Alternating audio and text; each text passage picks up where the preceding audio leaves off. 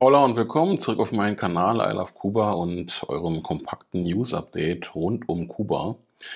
Heute bringe ich euch auf den neuesten Stand in Sachen Geldwechsel und Einreisebestimmungen, Berichte von wichtigen politischen und wirtschaftlichen Entwicklungen, von der Schließung der niederländischen Botschaft über Airbnb-Payments bis zu Angriffen auf Bussen und werfe einen Blick auf die Lage im Tourismus, zollfreie Einfuhr, Gehälter in Bildung und Gesundheit, neue Autokooperationen mit Russland und noch einiges mehr. Bleibt dran, damit ihr bestens informiert seid, wenn es auf die Insel geht oder ihr einfach Interesse an Themen rund um Kuba habt. Ihr bekommt jetzt alle wichtigen Updates zur aktuellen Lage in Kuba. Solltet ihr meinen Kanal noch nicht abonniert haben, ja, dann habt ihr jetzt die Zeit dafür. Ich danke euch.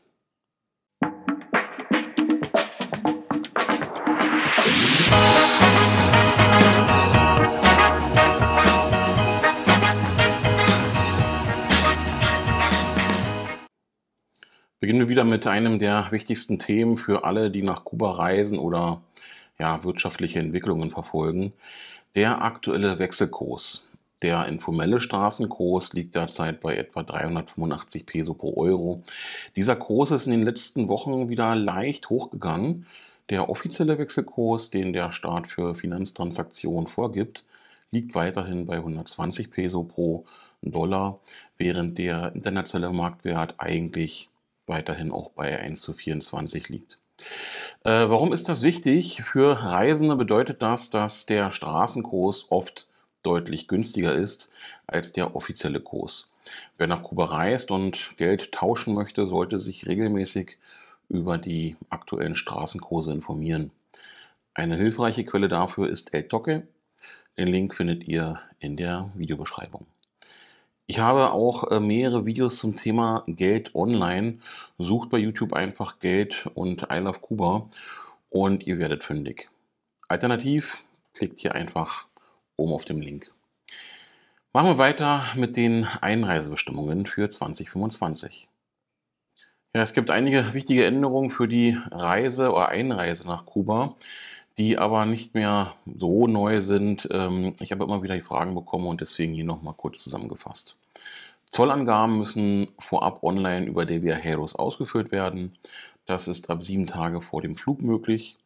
Die Touristenkarte, also das E-Visum, wird noch benötigt. Aktuell befinden wir uns in einer Übergangszeit, in der man die Papierkarte noch verwenden könnte oder kann. Ab Mitte des Jahres, also wir nähern uns langsam, wird es nur noch das elektronische Visum geben, also das E-Visa. Eine Auslandskrankenversicherung ist Pflicht und am besten auch auf Spanisch ausgestellt. Der Reisepass muss mindestens 6 Monate über die geplante Reise hinaus gültig sein. Ja, und damit seid ihr dann bestens vorbereitet für die Reise nach Kuba. Die niederländische Regierung hat am 22. April angekündigt, im Rahmen eines umfassenden Spar- und Reformprogramms ihre Botschaft in Havanna zu schließen. Ziel ist es, das globale Netzwerk der Auslandsvertretungen zu verschlanken und rund 10% der jährlichen Ausgaben einzusparen. Hier reden wir immerhin von ca. 25 Millionen Euro. Neben Havanna sind 5 weitere Botschaften sowie Generalkonsulate von der Maßnahme betroffen. Ein genaues Schließungsdatum steht noch nicht fest. Die konsularischen Dienstleistungen sollen jedoch vorerst weitergeführt werden. Die Entscheidung beruhte auf einer Bewertung geopolitischer, wirtschaftlicher und konsularischer Kriterien. Wichtige Faktoren waren die bilateralen Beziehungen, die Bedeutung für den internationalen Handel, sicherheitspolitische Erwägungen und die operative Effizienz der jeweiligen Mission. Insbesondere in Havanna prüfte das Außenministerium, ob die Präsenz strategisch noch gerechtfertigt ist. Frei werdende Mittel sollen unter anderem für neue Vertretungen in Regionen mit höherem strategischen Nutzen eingesetzt werden, zum Beispiel Syrien. Für die kubanische Zivilgesellschaft bedeutet der Abzug einen erheblichen Verlust. Die niederländische Botschaft war einer der wenigen westlichen Förderer von Kultur-, Entwicklungs- und Menschenrechtsprojekten. Sie unterstützte ja, Filmreihen zum Beispiel, Ausstellungen, Theaterproduktionen, Lesungen sowie Initiativen in den Bereichen Wasser- und Kreislaufwirtschaft, Genderfragen und ja, auch Umweltbildung. In einem zunehmend ja, restriktiven politischen Umfeld galt die Mission als ja, verlässlicher Partner unabhängiger Journalisten, Künstler und NGOs. Beobachter sehen in der Schließung ein Signal für eine Neuausrichtung der niederländischen Außenpolitik wegen, ja, weg von entwicklungspolitischen Zielen in Staaten mit eingeschränkten politischen Freiheiten hin zu einer ja, stärker sicherheits- und wirtschaftsorientierten Diplomatie. Airbnb hat zum 2. Mai ohne Vorwarnung die Auszahlung von Buchungserlösen an Gastgeber in Kuba gestoppt, die Zahlungen auf kontinentale ja, Bankkonten erhalten. Betroffen sind sowohl private Unterkünfte als auch Airbnb Experience wie Stadtrundgänge oder Kochkurse und sowas. Als Begründung verweist die Plattform auf neue US-Bundesvorschriften. Ein möglicher Auslöser könnte ein Urteil gegen Expedia auf Basis des Helms-Burton-Gesetzes sein. Künftig müssen kubanische Gastgeber ein Bankkonto außerhalb Kubas hinterlegen, um Zahlungen zu empfangen. Viele sind gezwungen, Auslandskonten zu eröffnen oder auf Freunde im Ausland zurückzugreifen, was zusätzliche Gebühren und ja, steuerliche Hürden verursacht. Technische Probleme ja, bei der Adressangabe Kuba führten bei einigen Nutzern sogar zu dauerhaften Sperrungen ihrer Accounts. Hintergrund sind vermutlich verschärfte US-Sanktionen unter der zweiten Trump-Präsidentschaft sowie frühere Strafzahlungen an Airbnb wegen Verstößen gegen das Kuba-Embargo. Nach dem Urteil gegen Expedia wächst die Angst vor weiteren Klagen nach den Helms-Burton, da viele kubanische Unterkünfte auf ehemals enteigneten Grund stehen. Die Maßnahme trifft den ohnehin ja, schwächenden Privatsektor hart. Im ersten Quartal 25 sank die Zahl der internationalen Besucher um fast 30%, was das ja, Tourismusziel von 2,6 Millionen Besucher in diesem Jahr stark gefährdet. Ohne Airbnb-Plattform verlieren viele Kleinanbieter ihre wichtigste Einnahmequelle und das kulturelle Angebot abseits staatlicher Hotels schrumpft weiter. In den letzten Monaten haben sich in Havanna mehrfach Übergriffe auf Busse des öffentlichen Nahverkehrs gehäuft, vor allem in den frühen Morgenstunden. Am 23. April zum Beispiel wurde ein Bus der Linie P13 mit Steinen beworfen, wobei ein großes Seitenfenster zerbrach. Ähnliche Steinwürfe gab es bereits am 22. März gegen einen Nachtbus der Route P11 und am 19. März an einem Fahrzeug der Linie 23. Anfang April eskalierte die Gewalt, als Angreifer einen Bus im Stadtteil 10 de Octubre attackierten. Der Fahrer verlor die Kontrolle, das Fahrzeug krachte in ein Wohnhaus, glücklicherweise ohne Verletzte, aber mit erheblichen Sachschäden.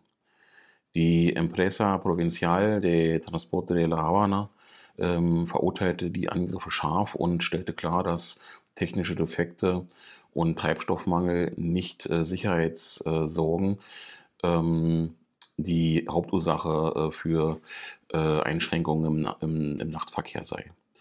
Verkehrsminister Rodriguez wies ja, Gerüchte über ein Aussetzen des Confronta-Dienste zurück und kündigt an, Täter konsequent strafrechtlich zu verfolgen. Hinter den Angriffen steht eine tiefere soziale und wirtschaftliche Krise. Kubas chronischer Mangel an Treibstoff und Ersatzteilen trifft den Nahverkehr besonders hart, verschärft Frustrationen und Spannungen in der Bevölkerung und macht ja auch Busse zum Ziel von Gewaltakteuren. Kuba verzeichnete im ersten Quartal 25 mit ca. 570.000 internationalen Ankünften einen Rückgang von 29,7% gegenüber den 809.000 Besuchern im Vorjahreszeitraum. Besonders stark betroffen waren die drei Schlüsselmärkte Kanada, Russland und im Ausland lebende Kubaner, auch aus den USA, Deutschland und Frankreich sowie Argentinien, Mexiko und Spanien kamen jeweils deutlich weniger Gäste als 2024.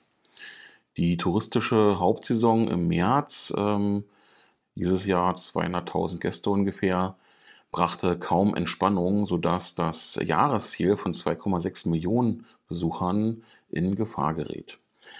Als Reaktion plant das Tourismusministerium auf der Messe Fit Kuba 2025 Allianzen und Allianzen zu schmieden, besser gesagt, und vor allem den kanadischen Markt wieder zu beleben. Erfreuliche Aussichten bietet die staatliche Fluggesellschaft Cubana. Ab November 25 sollen erstmals seit 20 Jahren wieder zweimal wöchentlich Direktflüge zwischen Kuba und Deutschland mit einem Airbus A330-200 angeboten werden, um die touristische Anbindung aus Europa signifikant zu verbessern.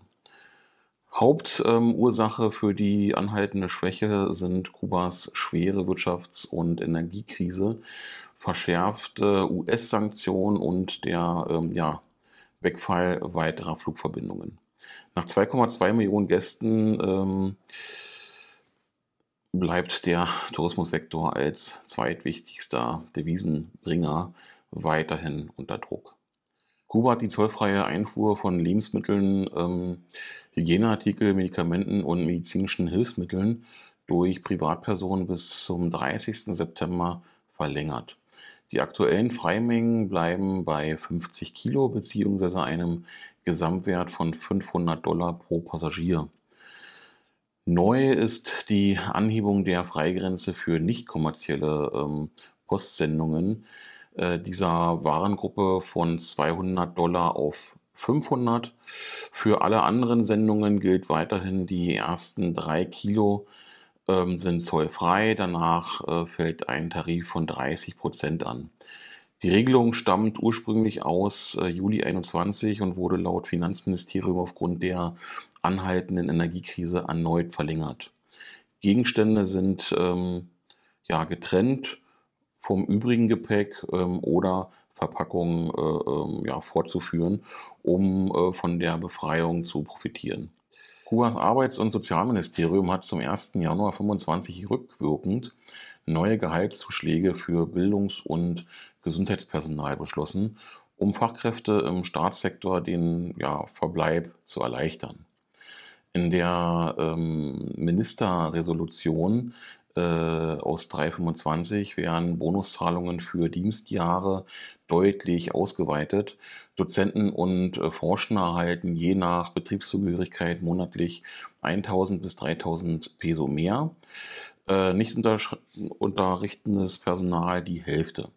Ab 30 Dienstjahre steigen die Zuschläge alle 2 Jahre weiter an.